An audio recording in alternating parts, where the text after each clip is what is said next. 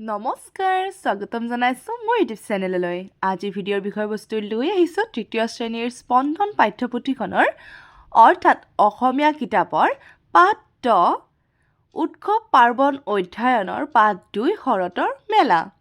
এই পাঠটিত যিমানবোৰ প্ৰশ্ন দিয়া আছে আটাইবোৰৰ উত্তৰসহ আলোচনা কৰাৰ লগতে যিমানবোৰ পঢ়ি দিবলগীয়া আছে আটাইবোৰ ভালদৰে পঢ়ি দিয়া হ'ব। যদি আপোনালোকৰ এই ভিডিঅ'টো চাই ভাল লাগে তেন্তে লাইক কমেণ্ট শ্বেয়াৰ কৰিব আৰু যদি মোৰ চেনেলটোলৈ নতুনকৈ আহিছে তেতিয়াহ'লে ছাবস্ক্ৰাইব কৰিবলৈ কিন্তু নাপাহৰিব। এতিয়া ভিডিঅ'টো আৰম্ভ কৰাৰ পূৰ্বে সকলোকে নৱবৰ্ষৰ শুভেচ্ছা জ্ঞাপন কৰিলোঁ। আপোনালোকে যোৱা বছৰটোত মোক যিমানখিনি সহায় সহযোগিতা কৰিলে আশা কৰোঁ 2026 বৰ্ষতো আপোনালোকে মোক তেনেকুৱা ধৰণৰে মৰম আশীৰ্বাদ আৰু সঁহাৰি জনাই যাব। এতিয়া আহকচোন পলম নকৰি ভিডিঅ'টো আৰম্ভ কৰোঁ। পাঠ 2 শৰতৰ মেলা। শেৱালি ফুলিল মুকুতা সৰিল নিয়ৰে কৰালে স্নান আহিনীয়ে গালে শাৰদী কাহিনী সিংহবাহিনীৰ গান। এতিয়া মই এই চাৰি শাৰীত কি কথা বুজাব খুজিছে সেইখিনি অকণমান বুজাই দিবলৈ চেষ্টা কৰিম। ইয়াতে কৈছে শেৱালি ফুলিল মুকুতা সৰিল নিয়ৰে কৰালে স্নান, অৰ্থাৎ শেৱালি সৰিছে, ঠিক আছে, আৰু সেই শেৱালিক কোনে গা ধুৱাই দিছে?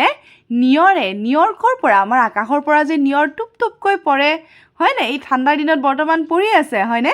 তো সেই নিয়ৰে কাক গা ধুৱাই বুলি কৈছে? শেৱালি ফুলক গা ধুৱাই বুলি কৈছে।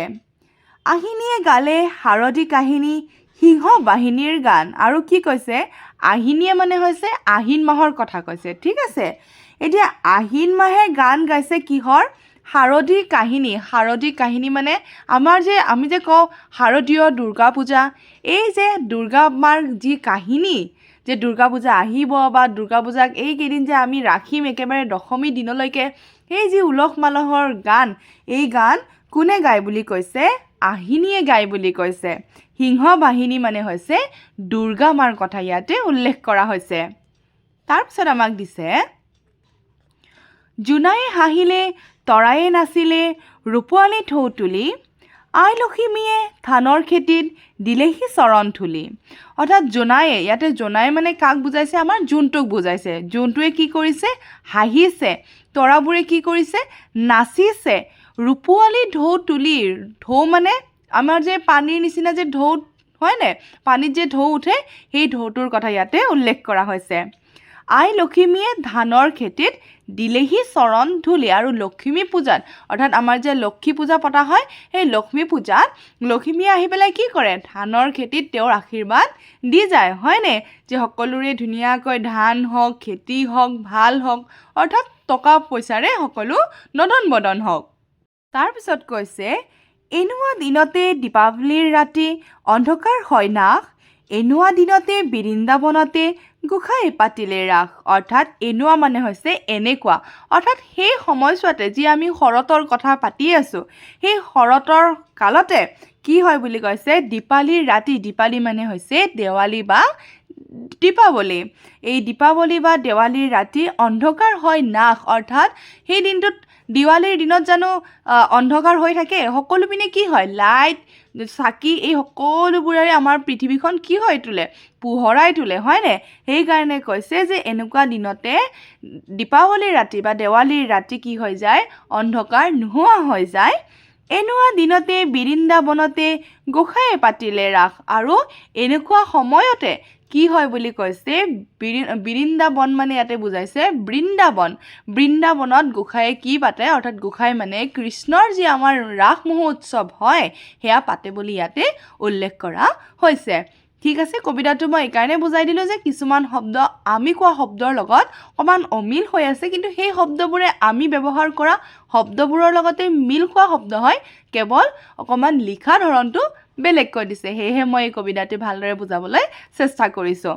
এতিয়া আমাক এই কবিতাটিৰে পাঠভিত্তিক কেইটামান প্ৰশ্ন দিছে আৰু সেই প্ৰশ্নসমূহৰ উত্তৰ আৰু প্ৰশ্ন মই দুয়োটাই এখন বহীত লিখি ৰাখিছোঁ আৰু তাৰ পৰাই মই প্ৰশ্ন আৰু উত্তৰ দুয়োটাই ক'বলৈ চেষ্টা কৰিম। ইয়াতে দিয়া হৈছে ক খ গ ঘ ঙ 5টা প্ৰশ্ন দিয়া হৈছে আৰু মই পাঁচোটাই ধুনীয়াকৈ বহীখনত লিখি ৰাখিছোঁ। এতিয়া তাৰ পৰাই মই ধুনীয়াকৈ পঢ়াই দিম। এতিয়া আমাক একৰ কটো দিছে শেৱালি ফুল কোন ঋতুত ফুলে? উত্তৰ হ'ব শেৱালি ফুল শৰৎ ঋতুত ফুলে। খটো দিছে পদ্ধতিত থকা উৎসৱকেইটাৰ নাম কোৱা আৰু লিখা। ইতিমধ্যে আমি কবিতাটি পঢ়ি গমেই পালোঁ যে পদ্ধতিত থকা উৎসৱকেইটাৰ নাম হ'ল দুৰ্গা পূজা, লক্ষ্মী পূজা, দীপাৱলী আৰু ৰাস। ঠিক আছে, ইয়াতে আমি দেৱালী বুলিও লিখিব পাৰোঁ দেই। দীপাৱলী লিখিছোঁ মই, দেৱালীও আমি লিখিব পাৰোঁ। যোনে যি ধৰণে সুবিধা অনুযায়ী লিখিব পাৰে। ধানৰ খেতিত কোনে চৰণ ধূলি দিয়ে বুলি কবিয়ে কৈছে? উত্তৰ হ'ব ধানৰ খেতিত লখিমীয়ে চৰণ ধূলি দিয়ে বুলি কবিয়ে কৈছে।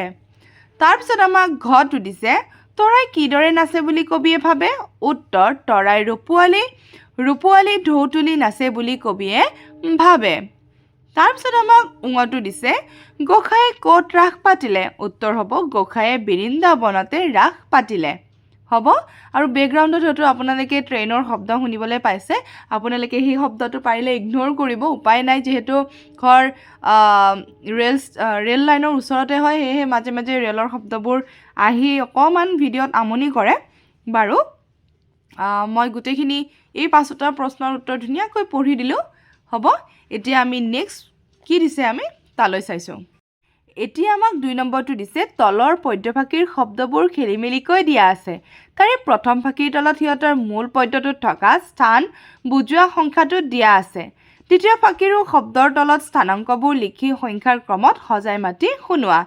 এতিয়া এইটো এটা উদাহৰণ দিছে আমাক, যেনে জোনায়েটো 1 নম্বৰতে আছে বাৰু, কিন্তু হাঁহিলেতো ইয়াতে দিয়া আছে, কিন্তু হ'ব লাগিছিলে ইয়াতে। তো এই ধৰণে খেলি মেলিকৈ আমাক দিয়া হৈছে, আৰু সেইটো আমাক কি কৰিব দিছে? সজাই তুলিব দিছে। যেনেধৰণে ইয়াতে এইটো 1 লিখিছে, এইটো 2 নম্বৰত হ'ব লাগিছিলে 2 লিখিছে, এইটো 3, এইটো 4, এইটো 5, এইটো 6, এইটো 7, এনেকুৱা ধৰণৰ। হ'ব, এতিয়া আমাক নেক্সট ইয়াতে কি দিছে?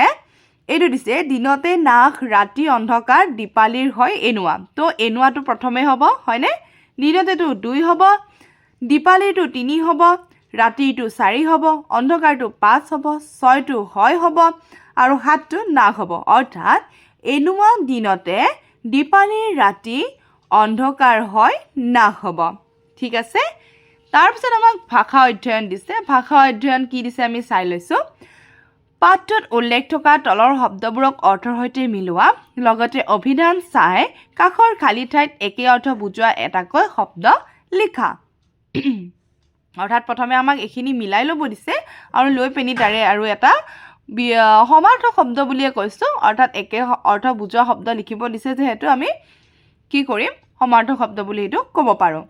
এতিয়া পাঠত উল্লেখিত শব্দকেইটা হৈছে সিংহ বাহিনী, চৰণ, গোসাঁই, অন্ধকাৰ, স্নান।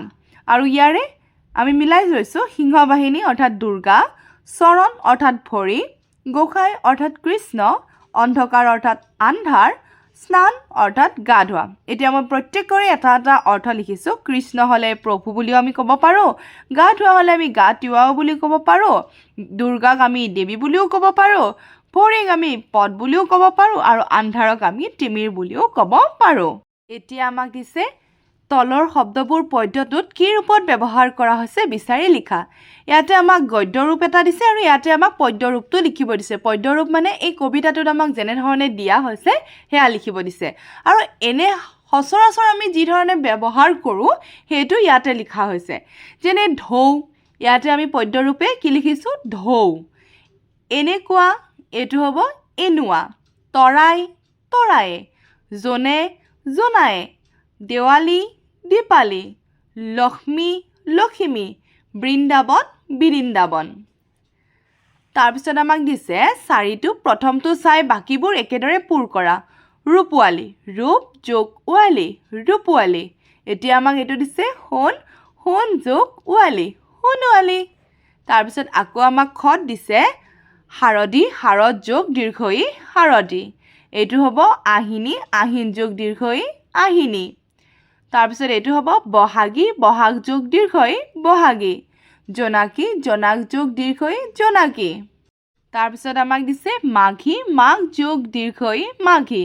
প্ৰাণী, প্ৰাণ যোগ দীৰ্ঘই, প্ৰাণী। তাৰপিছত ইয়াতে আমাক দিছে জানো আহা।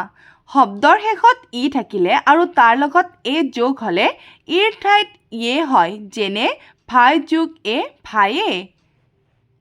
ইয়াতে গোসাঁই এ দিয়া হৈছে, কি হ'ব? গোসাঁয়ে। আই এ দিয়া হৈছে, আয়ে।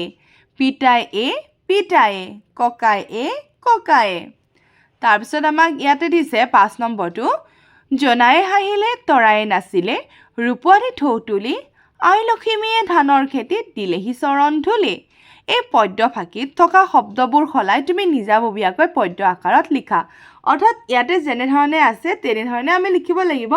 কেৱল আমাক কি কৰিব দিছে, ইয়াতে যিধৰণে জনায়ে দিয়া আছে, তৰায়ে দিয়া আছে, সেই শব্দবোৰ সলাই পেলাই আমি নিজৰ ভাষাত কেনেধৰণে লিখিব পাৰোঁ সেইটো লিখিব দিছে। মই বাৰু লিখিছোঁ, মই তেনেধৰণে লিখিছোঁ, কেৱল মই শব্দকেইটা অকণমান ব্যৱহাৰটো বেলেগ কৰি দিছোঁ।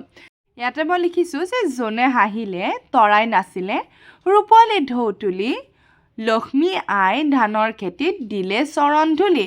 ইয়াতে মই লিখিব পাৰিলোঁ হয় আই লক্ষ্মী বুলি, মই লক্ষ্মী আই বুলি লিখি দিছোঁ। অকণমান কিবা এটা চেঞ্জ কৰি নিদিয়া নহয় বাৰু, এইখিনিয়ে মই চেঞ্জ কৰি দিছোঁ।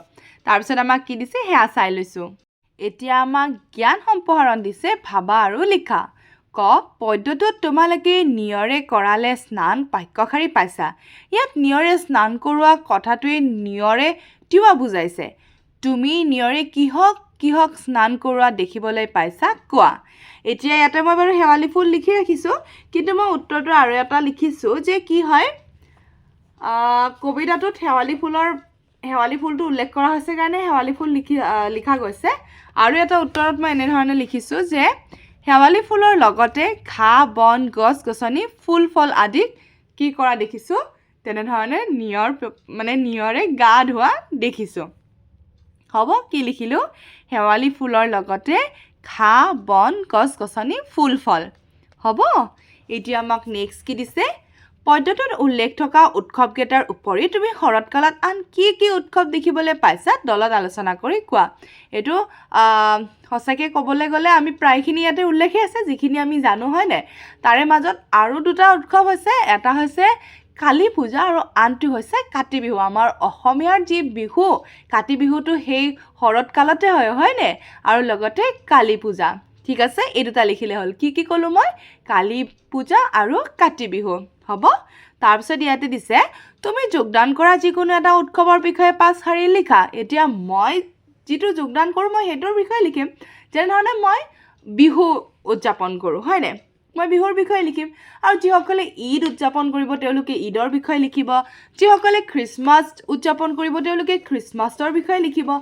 যোনে যি ভাল পায়, কোনোবাই যদি দুৰ্গা পূজা ভাল পায় দুৰ্গা পূজাৰ বিষয়ে লিখিব, হয়নে। এতিয়া মই বিহুৰ বিষয়ে লিখি ৰাখিছোঁ।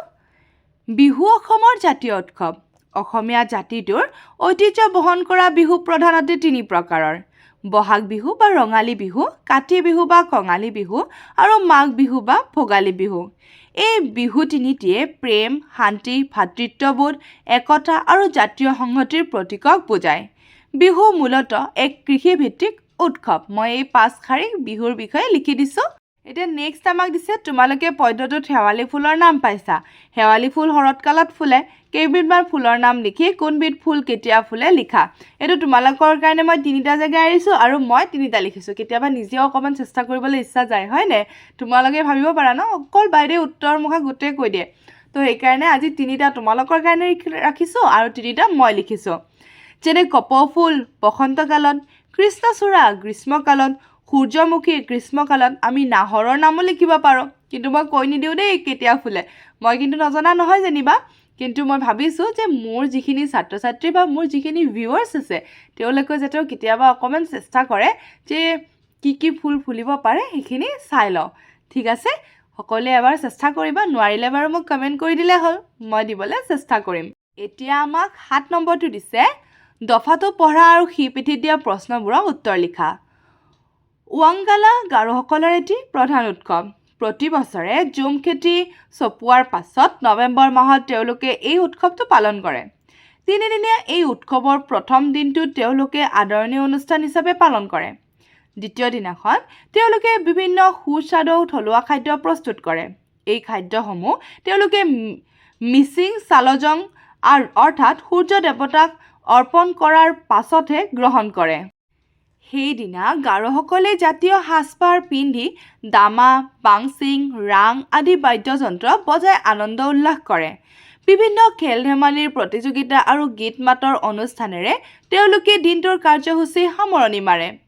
তৃতীয় দিনাখন তেওঁলোকে সেই অঞ্চলটোৰ জ্যেষ্ঠ আৰু বিশিষ্ট অতিথিৰ উপস্থিতিত এখন মুকলি সভা পাতে। সভাত তেওঁলোকে আগদিনা হৈ যোৱা প্ৰতিযোগিতাত অংশগ্ৰহণকাৰীসকলক পুৰস্কাৰ প্ৰদান কৰে। তাৰ পাছত এই বিশিষ্ট লোকসকলৰ ভাষণেৰে উৎসৱটো সামৰণি পৰে। এই উৎসৱত গাৰোসকলে 100টা ঢোল বা দামা বজাই চৌদিশ মুখৰিত কৰি তোলে, সেয়ে ইয়াক 100 ঢোলৰ উৎসৱ বুলিও কয়। এতিয়া আমাক এই দফাটো পঢ়ি পেলাই আকৌ 5টা প্ৰশ্ন দিয়া হৈছে আৰু এই 5টা প্ৰশ্নৰ উত্তৰ মই ধুনীয়াকৈ বহীখনত লিখি ৰাখিছোঁ আৰু তাৰ পৰাই দেখাবলৈ চেষ্টা কৰিম। এতিয়া আমাক প্ৰথম প্ৰশ্নটো দিছে যে গাৰোসকলৰ প্ৰধান উৎসৱটোৰ নাম কি? উত্তৰ হ'ব গাৰোসকলৰ প্ৰধান উৎসৱটোৰ নাম হ'ল ৱাংগালা। তাৰপিছত দিছে ৱাংগালা উৎসৱটো কেতিয়া পালন কৰে? উত্তৰ হ'ব ৱাংগালা উৎসৱটো নৱেম্বৰ মাহত পালন কৰে। তাৰপিছত দিছে এই উৎসৱটোৰ দ্বিতীয় দিনটোত কি কি হয়? মই অকণমান চুটিকৈ লিখিবলৈ চেষ্টা কৰিছোঁ।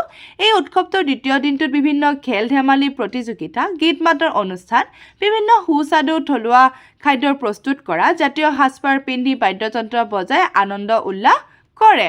তাৰপিছত ঘটো দিছে ৱাংগালা উৎসৱত দামাৰ বাহিৰে আন কি কি বাদ্যযন্ত্ৰ ব্যৱহাৰ কৰে? উত্তৰ হ'ব ৱাংগালা উৎসৱত দামাৰ বাহিৰে বাংচিং আৰু ৰাং আদি বাদ্যযন্ত্ৰ ব্যৱহাৰ কৰে। তাৰপিছত দিছে এই উৎসৱটোক 100 ঢোলৰ উৎসৱ বুলি কিয় কোৱা হয়? উত্তৰ হ'ব এই উৎসৱত গাৰোসকলে 100টা ঢোল বজাই চৌদিশ মুখৰিত কৰি তোলে বাবে এই উৎসৱটোক 100 ঢোলৰ উৎসৱ বুলি কোৱা হয়। তো এইখিনি আছিলে শৰতৰ মেলা পাঠটিৰ আটাইবোৰ প্ৰশ্ন উত্তৰৰ লগতে পঢ়ি দিবলগীয়া। বাকী যিখিনি দিয়া হৈছে সেইখিনি প্ৰকল্প দিয়া হৈছে আৰু তোমালোকক নিজৰ মাজতে আলোচনা কৰি লিখিবলৈ দিছে। তো সেইখিনি মই বুজাই দিবলগীয়া বিশেষ একো নাই। আৰু এই লেচনটো আছিলে আমাৰ এইখন কিতাপৰ একেবাৰে শেষৰটো পাঠ। ইয়াৰ পিছতো যদি মোৰ মৰমৰ ছাত্ৰ ছাত্ৰীসকলক মোৰ জৰিয়তে কোনো ধৰণৰ অসমীয়া বিষয়ক লৈ কিবাও অকণমান কনফিউজ থাকে বা কিবা সুধিবলগীয়া থাকে, তেতিয়াহ'লে তেওঁলোকে ধুনীয়াকৈ কমেণ্ট যোগে সুধিব পাৰে। তেন্তে আজিৰ কাৰণে থেংক ইউ ফৰ ৱাটছিং।